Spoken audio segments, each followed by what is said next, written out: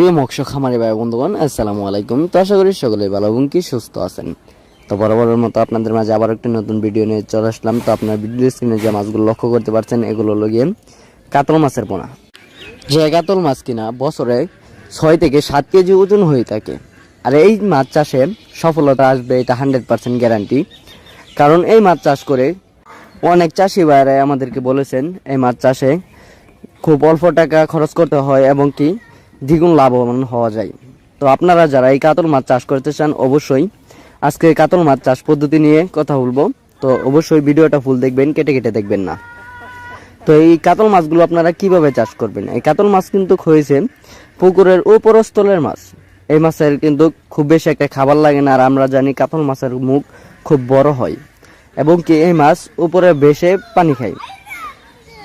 তো এই কাতল মাছগুলো আপনারা কিভাবে পুকুরে চাষ করবেন? তো পুকুরের চারপাশে যত ময়লা আবর্জনা এবং কি যত আগাছা রয়েছে ওইগুলা পরিষ্কার করে নিতে হবে এবং কি পুকুরের পানিটা হতে হবে 6 থেকে 7 ফুট। কারণ এই মাছগুলো যত বেশি পানি পাবে তত তাড়াতাড়ি গ্রোথ বাড়বে।